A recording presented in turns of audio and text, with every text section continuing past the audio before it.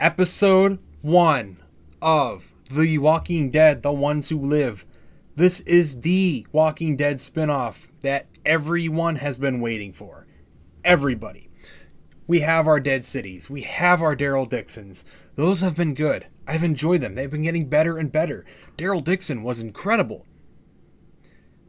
But this one, I didn't know what to think. I didn't know what to think going into this one. Because Dead City and Daryl Dixon felt different. They both felt different. They were own very different type of stories. Very different type of characters. This one, though, we're picking up on the main character of The Walking Dead, Rick Grimes. We are back. We are finally getting the story that we've all been waiting for. And look, it's only one episode so far, but I gotta say, man, it's starting out real good. Really, really good. And if all the other episodes are just as good as this one, The Walking Dead, the best thing that could have ever happened for it is jumping into spin-offs. I don't know what the direction here is and what changed, but when you compare an episode of this compared to the last season of The Walking Dead, there's some good in those seasons, those last few seasons, but it's insanely how different it is. It feels like a different type of care, and it's just great. So let's get into this. It kicks off with a really kind of haunting and sad type of intro. It doesn't feel the same as the Dead City and the Daryl Dixons, where it's a full-blown, totally designed intro that feels fancy and very specifically done for its show. It feels different this time. It feels dark. It feels ominous. It feels like we're in a bigger world now, and we're getting a little bit of a recap of what happened and what happened with Rick. We get another glimpse of the bridge that he blew up when he vanished. And the intro is just very, very dark. We get a lot of different weird propaganda type screen stuff with the CRM, freaky images of the soldiers. You got a bunch of maps and the locations of the three locations of the CRM, and it's just an ominous, dark feeling of an intro. But it's also got like images of Rick and Michonne, and them loving each other, and it's an interesting intro, to be very, very honest. It's not exactly what I expected, but I really like it. It just fits. It fits the type of story we're getting here. So we get a little bit of a recap, obviously a recap of Rick and Michonne, quick little glimpses throughout the whole show of The Walking Dead. And then we got a recap of obviously the end of the main series, where we saw Rick and Michonne, Rick on his third attempt of escaping, we learned. And he is on his third attempt to escape. And that's what we saw at the end of the main series. And Michonne is out there trying to find Rick. So we cut to the scene of Rick sitting in an apartment room. And we don't know what's going on with Rick. We have no idea. We have no idea what happened to him. He's sitting in an apartment room, obviously in the Civic Republic. Got the windmills spinning there in the dark. And there's this thing on the television. They have television. They have a station. They have a TV station reporting the news in the CRM. And there's some sort of event that has happened, and we will get back to that. That is an event that happened in another Walking Dead show. So they are tying in some other stuff. We see Rick, and he is just like, he's having a tough time. He's kind of struggling. We don't know the struggle exactly yet. We figure like he wants to get back home and everything, but we don't necessarily know what exactly led to this moment. But he does try to consider taking his own life. And at the moment you can think he can't get out. He can't escape. So he just wants to end it, but he doesn't, obviously. And generally, that's kind of the idea anyways, is like he just can't get out and he doesn't know what else to do. So we cut back. So we're going to cut back to Rick Grimes, now held out on a leash, and he's out with a bunch of consignees. As you heard at the end of the main series of The Walking Dead, you heard Consigne Grimes, and they were calling for him at his third escape. And that is what they call these individuals who are helping the CRM take out walkers and whatnot. They're building their way up to the CRM military and just higher ranking in the CRM itself. That's basically what it is. It's a designation for people who are working their way up. That's kind of what I got.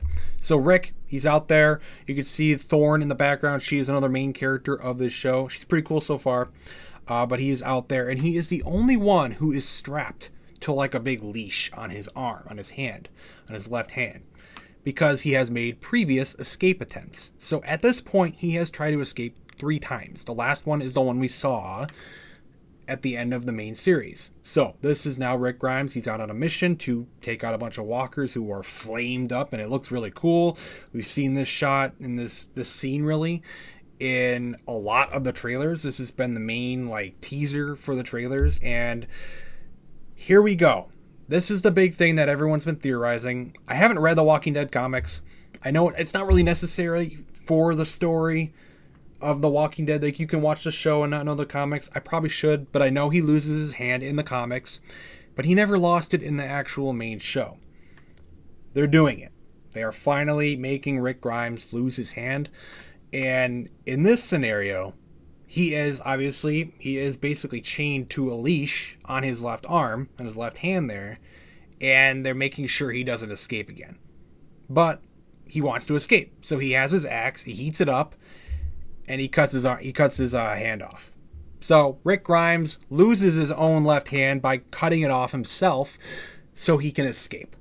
That's basically how he's going to lose his left hand, because he really desperately wants to get home. So during his escape attempt, he's already struggling. He cuts it off, and you can tell he's having a rough time. It's not necessarily going too well. The soldiers are catching up to him, but he finds like a charred walker. It's still like flamed up, and he sticks his arm in it, his wrist in it, and he like cauterizes the arm so it stops like profusely bleeding. But the thing is, I thought that was kind of weird, because obviously the walkers are infected with the virus. I don't know if it would be infected anymore, if it's like charred to a crisp. Maybe it burned out everything. I don't know. I thought that was kind of a weird place to stick your freshly cut wound, but whatever. But he does that to cauterize it, but then immediately he gets stunned, and his escape attempt number 4 has failed. So Rick Grimes, look, I like the way that it happened. You know, he's so desperate to get home that he literally sacrificed his left hand to try and escape, but it lasted hardly any time, and he is captured once again, and he is unable to escape. So he took off his left hand for no reason, and that kind of sucks, but whatever, it is what it is. They're just adding a little obstacle to Rick Grimes' story. He's not dead or anything, but this is something they did, and I thought it was done okay. You got a cool shot here of Charred Walker like in flames and everything. Really, really cool visuals in these shows and all the Walking Dead spin-offs. The budgets are higher. You can tell they're putting a lot more care into it. They're trying different things, and I like it. I really, really do. So throughout the first episode, we do cut to several different dream sequences of Rick, basically in normal clothes, like normal life almost, and it's like the world never went to in the apocalypse, and he continuously meets with Michonne at a bench. And it's almost like, you know, they don't necessarily know each other that well, but it's like they're flirting, and eventually at the end it does lead to him like, you know, what if I proposed, and, you know, marriage proposal. It's something like that. It's basically like him, almost his mind trying to reach out and talk to Michonne, I think, throughout the episode as he's dreaming, because he's literally stuck there and he has no other way to really see her. And that's what his mind is doing. So he wakes up, his arm is kind of wrapped up, but you can tell there he is. He's lost his left hand. We got a shot here of him taking out a bunch of cell phones with scratched images. That is a very, you know, well-known thing now that has been established here with the Rick Grimes CRM story, where Michonne found the cell phone with images of like her and Judith and stuff. He is the one doing it. He was the one trying to throw it out there and send it out there, and he still has a few, and he's got them like hidden away in a cushion. We got several different scenes here of Rick basically talking about the Civic Republic and how there's like thousands of people, and secrecy is their top priority. Nobody is allowed to get out, and the word cannot get out that the CRM basically exists. And we've kind of known that. So we cut to another scene we've seen a lot in the trailers, Rick basically clearing walkers, but we get introduced to a new character here in The Ones Who Live, and this is a major character for this episode. I'm probably going to forget his name through this review, and I look it up.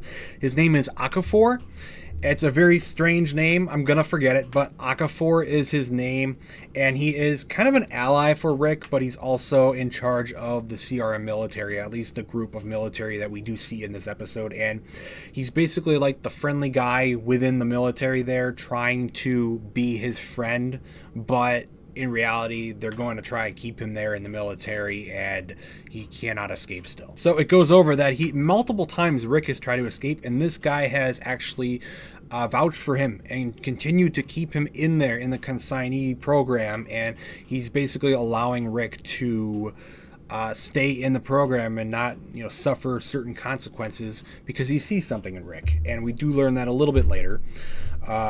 We get a shot here of Rick looking at a helicopter flying off. He does talk with Thorne here for just a little bit. We do see that in the trailer where she says, "You showed that I cannot escape."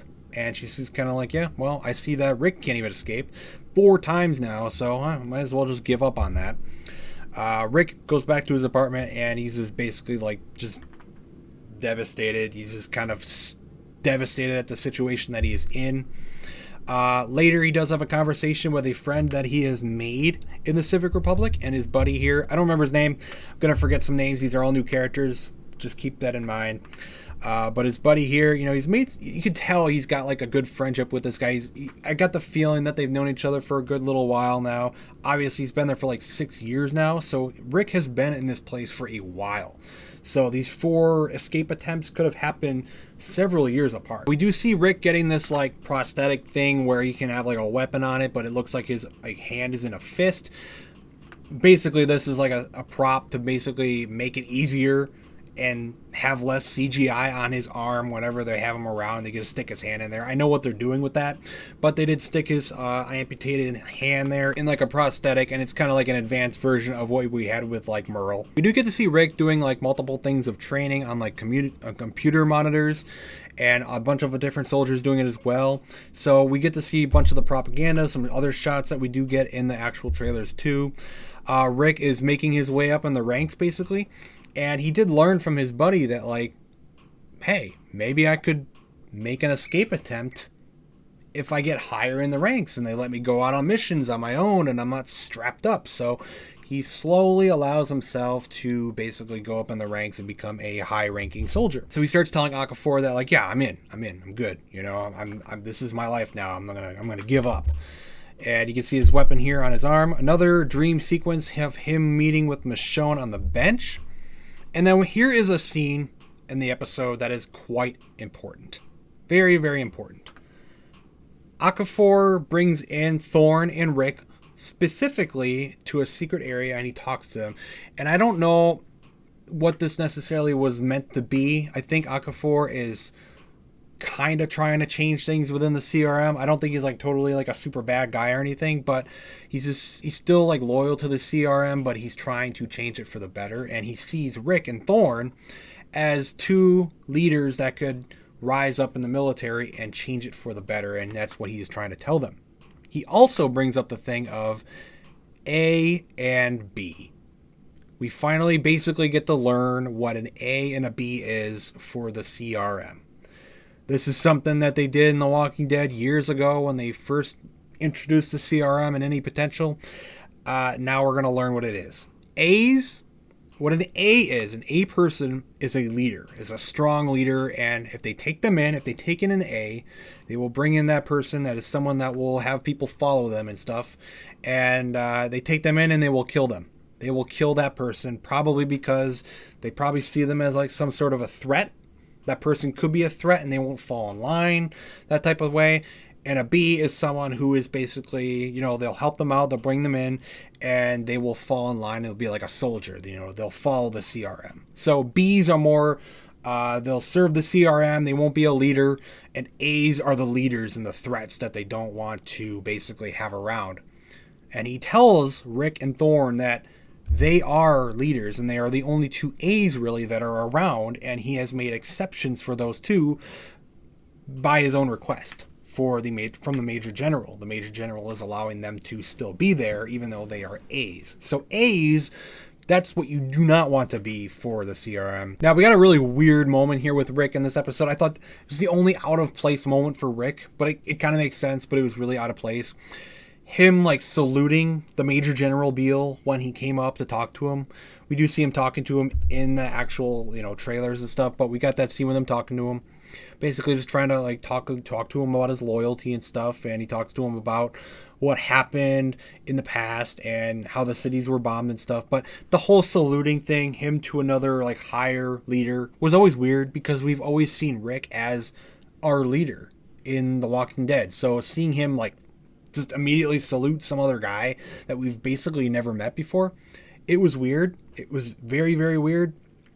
And it just felt out of place. But that was probably the point. So after he talks with the Major General, he walks into the park in the city or the town or whatever.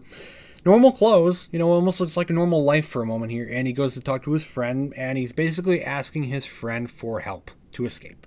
So he asks his friend for help to escape, and he's asking if there's any ways he can get out through tunnels and stuff. And he gets help from his friend, but his friend is warning him that like he's getting higher up in the CRM now, and he wants to live a normal life as much as possible within the CRM. So his friend is reluctant, but he does help him by saying like, oh, I totally wouldn't tell you this, but if you do this, this, and this, you could maybe escape in this way, but I totally wouldn't tell you that. That's kind of how the conversation goes. So his buddy does want to help him out, but he does want to just stick around with the CRM. He's kind of accepted that he is part of the Civic Republic life now, but Rick, on the other hand, has not. So we see him going on a mission with a bunch of other soldiers, and we see him split off. He sets off a walker on the ground and cuts off its hand and basically plants it so that when he blows up a tanker truck, it will look like Rick died in the tanker truck explosion, and he escapes and they think he died because he wants them to think he's dead so that they don't follow him. But the escape attempt does end up falling short again. As he's about to enter the tunnels, he ends up seeing some walkers attack him, and then there's a child that he could not blow up, and she was in the area, so he didn't want to blow the kid up, so he basically gives up on his escape attempt. And Thorne did see him, but she said, I didn't shoot you, I let you live, let's go, let's get out of here. And Rick's fifth escape attempt now has basically failed. I would say that's his fifth time, but that has also now failed, and you can tell Rick's spirit is just slowly getting broken down more and more and more. And it kind of sucks to see, because obviously you're rooting for him to get to escape. Another thing Thorne did tell Rick as they left from the mission is that even if you escaped, Okafor is well aware of you. And you, Rick Grimes, I know who you are. They know who he is. They know about Michonne. They know the general area of where, Michonne would live. And because they picked him up from that general area, he knows about Rick Grimes. He knows about Michonne. He knows about his daughter because of the stuff that he's had in his bags, the drawings on the phones and stuff, and the letters that he's been sending to Michonne and trying to get to Michonne. He tells Rick that he knows about him. And Rick confronts him after that because Thorne told him. And we get this fight between Okafor and Rick, and we get some revelations between Rick and Okafor, and Rick is just basically saying, like, my life, my decisions, my choices are for my wife, my child, my life. This is my choice. And Okafor, they fight a little bit, he gets the upper hand, and then he tells Rick that I've also made sacrifices within the CRM, and, he said he bombed Atlanta, he bombed Los Angeles, and then he said he decided to not make the choice to bomb another city. And that's how the city that they're at now with the CRM is not bombed and totally destroyed. And he ended up bombing a military group that his wife was a part of. So he killed his own wife. So that is something that we did learn from Okafor there. And again, the little bits that we're getting with Okafor in this episode, I do like it. I do like this character. He's kind of interesting. He's kind of cool. This is a very fast-paced episode, but we do learn quite a bit. So, a little bit later, Rick is basically in his apartment again, and he's with Thorne, and the television is on, and it's the same scenario that we saw at the beginning of the episode, so we're getting real close to that scene we saw. There's an event that happened at one of their allied cities that the CRM is part of, the Three Rings. Omaha, We have seen Omaha before in the Walking Dead universe, and that is in the Walking Dead World Beyond. It is one of the major allied cities of the Civic Republic. And even, they say, even Omaha, they don't even know about where the Civic Republic is. Nobody knows where the actual main central Civic Republic is, but Omaha is part of it. And Omaha has fallen. So Omaha has been completely destroyed. You know, walkers got in, the city fell, and thousands of people died. What happened there? Well, look, I haven't watched the World Beyond show since it basically came out. It wasn't the greatest. It really wasn't. I will say that now. It wasn't the greatest show. The characters they focused on wasn't that great, but they did do some things. They had Jadis in it. And one of the things that CRM, I believe, did was they themselves destroyed the city of Omaha. I think they wanted control a little bit more. I can't remember the exact reasons why, but I know the Civic Republic themselves destroyed Omaha. So they broke the wall down and they let the walkers in to destroy the city. Now, I'm sure that's probably going to get revealed at some point in this show. I don't know why they would bring this back up unless they're going to tell us more about it. So I think we'll see more about that. I don't know how much more tie-ins we're going to see with World Beyond. I think we could see some more because of Jadis coming back in. But we'll see. But we're definitely tying into World Beyond, which it does make sense. But I didn't really like that show that much. I hope this show, though, just kind of stays as its own general story. And we don't have to tie in all that much to the other show. Because I just didn't like the characters of that show that much. So we do get to see Thorne. She kind of just accepts that, like, this is my life now, this is your life now, and you just have to accept that we don't want to be here, but, you know, this is life now. We can't get out.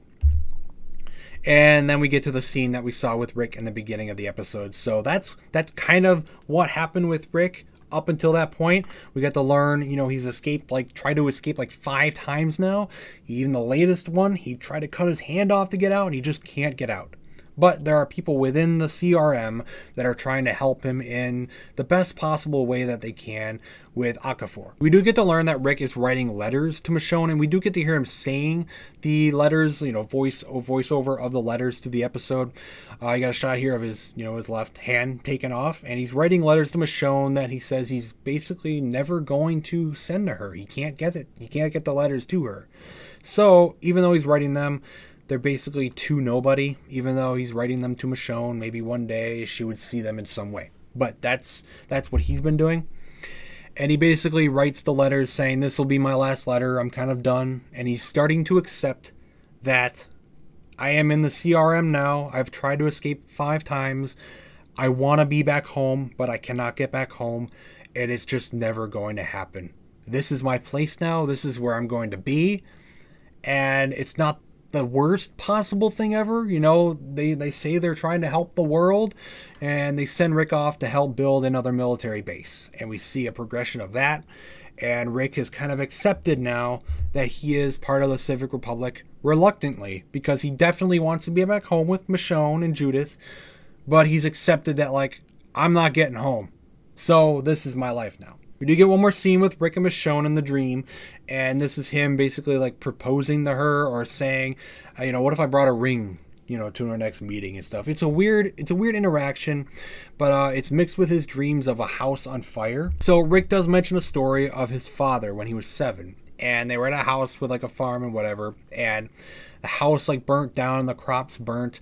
And it's a story about how his father like saved them from the fire, but like he started the fire.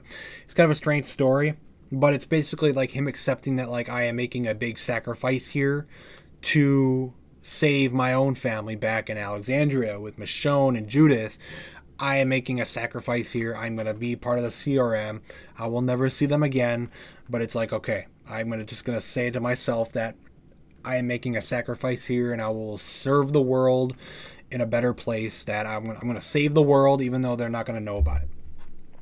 So he's talking with Okafor, and Okafor is basically optimistic about Rick and Thorne in the future. Here they're obviously planning big things. They want Rick and Thorne to be part of the bigger military focus of the CRM, and that's kind of his plan. But then the ending of this episode happens, and this is something that caught me off guard. It really did.